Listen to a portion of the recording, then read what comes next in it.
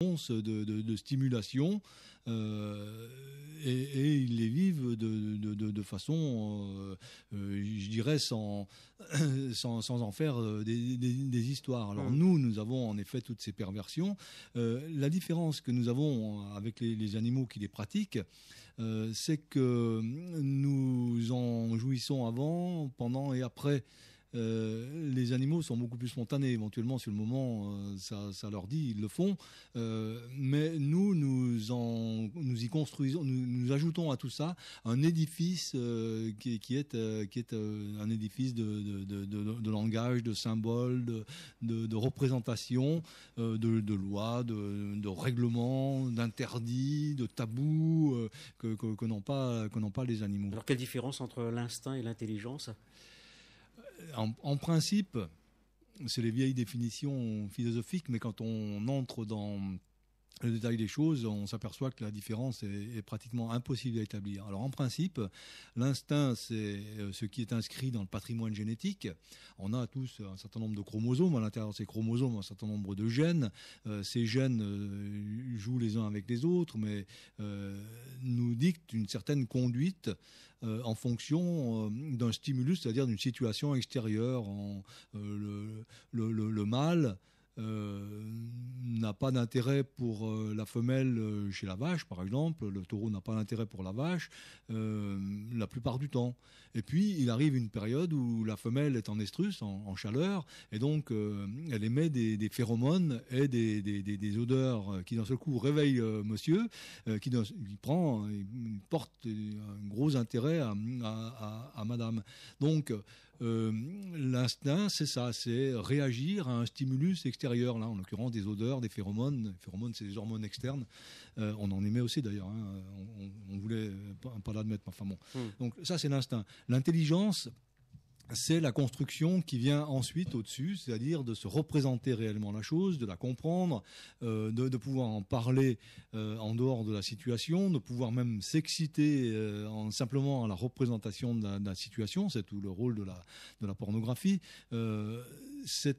Pour reprendre l'exemple sexuel que j'ai pris avant, mais il y a bien d'autres exemples dans bien d'autres domaines, dans le domaine de l'alimentation, de n'importe quoi, tous les autres plaisirs et besoins. Et donc l'intelligence, c'est la compréhension d'un ensemble. On agit sur le réel, on voit de quelle façon il réagit et on essaye de comprendre quelles sont les causes et les effets. Et ça, c'est le propre de l'intelligence. On essaye de mettre des causes sur chaque effet. On essaye aussi de se représenter l'histoire des objets, l'histoire des individus. Le futur vient ensuite très vite parce qu'on projette de l'histoire au futur. Et l'intelligence, c'est cette construction d'un discours autour d'un ensemble d'instincts. On rajoute en quelque sorte des formules autour de nos instincts. Mais quand on va en effet plus profondément dans la compréhension des choses, quand on regarde comment vivent des animaux, eh bien on s'aperçoit qu'en réalité, la distinction entre l'instinct et l'intelligence est tellement difficile à faire au bout d'un certain moment qu'on n'arrive plus du tout à la faire. Jean-Yves Pacalet, vous déclarez « J'en ai marre. J'en ai marre de la perpétuelle dictature, des intérêts individuels, familiaux, corporatistes, religieux, communautaires ou nationaux, du je m'en foutisme et de l'hypocrisie, de la bassesse ordinaire, de l'égoïsme général. Je me range évidemment sous l'adjectif général. » Vous en avez marre? Oui. Moi, je suis de la génération de mai 68. Individualiste de tout pays, restez-le. Voilà, alors ça, c'est effectivement, j'ai rappelé cette anecdote parce que j'étais dans des groupuscules gauchistes qui proclamaient le désir de faire le bien d'autrui, l'altruisme, on était des partageux, on voulait que tout le monde soit égal à tout le monde. Et puis je voyais qu'à l'intérieur de ces groupes, que chaque fois qu'il fallait nommer un secrétaire général ou autre, c'était la bagarre, la hiérarchie, le territoire dont j'ai parlé. J'ai dès cette époque réfléchi sur cette double nature de l'homme qui est de proclamer tous égaux, tous pareils, et puis aussitôt qu'il y a un poste à prendre, tout le monde se précipite. Je l'ai vu chez les gauchistes de mai 68, je l'ai vu chez les femmes, chez les écologistes, pas seulement chez les capitalistes qui brutaux, qui le disent. Moi, je veux être plus costaud que l'autre, je veux écrabouiller mon voisin, je veux lui prendre toutes ses parts de marché, c'est le territoire, je veux être le plus puissant, je veux avoir le plus gros chiffre d'affaires, c'est la hiérarchie. On a ce vocabulaire tous les jours. Alors je dis j'en ai marre parce qu'en effet, j'ai gardé, moi, cet idéal de partageux. J'aimerais que tous les hommes soient égaux. Je vois bien qu'à l'intérieur de moi-même, parfois, mes tendances, mes pulsions se réveillent et m'empêchent d'être aussi bon que je rêverais de l'être. Et même la plupart du temps, c'est le cas. Je ne suis pratiquement jamais bon. Ça me désole. Mais j'aimerais que l'espèce humaine tende vers cet idéal. Pour moi, ça reste un idéal. Tous les hommes naissent libres et égaux en droit, à l'exception de la majorité d'entre eux. Ben voilà, c'est encore une remarque de Yves Pacalet. Ben voilà, c'est ça. Ouais. Et donc j'avais écrit, parce que j'en avais marre de tous ces faux semblants, sur un mur de mai 68, qu'on écrivait tous sur les murs à l'époque, individualiste de tous les pays, restez-le, en référence évidemment au slogan du manifeste du Parti communiste. Mais à la fois, je suis très individualiste, mais je suis toujours très, très partageux, très idéaliste. Je rêve qu'un jour, l'humanité ayant pris conscience de tout ce que j'ai expliqué, c'est-à-dire de sa nature mauvaise, de sa conjonction animale et humaine qui la rend extrêmement agressive envers elle-même, eh bien que nous réussissions à nous dire tous, bon, nous savons que nous sommes, grosso modo, et pratiquement même sans aucune exception, il y a peut-être un ou deux saints par-ci, par-là, j'en sais rien, mais bon, la majorité d'entre nous, nous sommes tous ces salauds-là. Nous sommes tous capables, un jour ou l'autre, dans des circonstances données, d'exterminer nos voisins.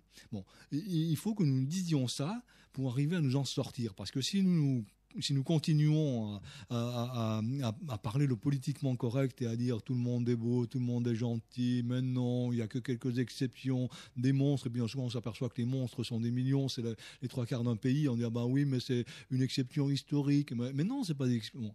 Si on n'est pas capable de se dire qu'on est capable, nous, les humains, des pires atrocités, et que notre tendance, c'est d'accomplir ces atrocités sur nos contemporains, eh bien on n'arrivera jamais à construire ce dont je rêve, c'est-à-dire l'inverse de tout ça, c'est-à-dire un monde, rêvons pas jusqu'au bout, pas un monde parfait, mais un monde quand même un tout petit peu meilleur, un monde un peu plus démocratique, un monde où on partage les richesses, parce que ça c'est un des autres propos que je tiens dans ce livre, les richesses sont très très inégalement partagées, il y a grosso modo 1 milliard de personnes qui vivent dans les pays riches, et déjà c'est 1,5 milliard qui vivent dans les pays pauvres. Bon, un monde plus de partage, un monde un peu plus juste entre nous, ça reste toujours mon idéal. C'est d'ailleurs pour ça que j'ai plus juste. Parce que j'ai peur qu'on n'arrive jamais à le rendre vraiment juste. Mais bon, là, je modère un peu mes ambitions. L'idéal, oui, c'est ça, c'est un monde juste, un monde de justice, mais ça... Tout le monde y prend, hein, les terroristes... par exemple, vous écrivez « Un raciste est un crétin qui se prend pour la race supérieure ». Oui, exactement. J'ai entendu parler de ça. Ça c'est une réflexion qui m'est venue effectivement en écoutant parler des racistes. Là, je raconte ça dans ce bouquin. C'était une espèce de poivreau, une locumène dans un bistrot. Et qui était en train de s'en prendre de façon extrêmement violente aux Nord-Africains, qu'il appelait les bougnoules, les arbis, etc., et qui disaient que c'était des sous-hommes. Bon, c'était en même temps pathétique, parce que ce type était un crétin. Maire de Montpellier l'a dit il n'y a pas très longtemps. Oui, ce type était un crétin alcoolique. Alors, je ne parle pas du maire de Montpellier. Ah bon, d'accord. Je parle de mon exemple. Oui. Et je me suis dit à ce moment-là, un raciste est un crétin qui se prend pour la race supérieur. C'est exactement ça. C'est un pauvre type qui imagine qu'il est supérieur aux autres. Bon, alors, il a tous les torts, ça prend non plus de son côté. Il est dans une position lui-même de dominer. Et là, je reviens sur mes explications d'éthologie.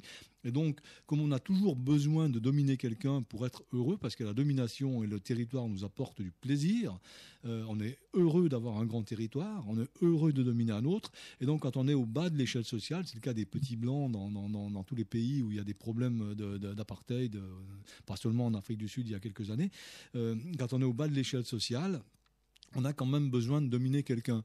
Et une grande partie du racisme naît de là. Les racistes déclarés ne sont pas souvent les gens qui dominent dans une société, sont souvent les gens qui sont déjà dominés par beaucoup de gens, et ils ont besoin de dominer quelqu'un d'autre. Et donc ils dominent de façon symbolique une autre race, un autre peuple, en tapant sur lui, en racontant n'importe quelle imbécilité.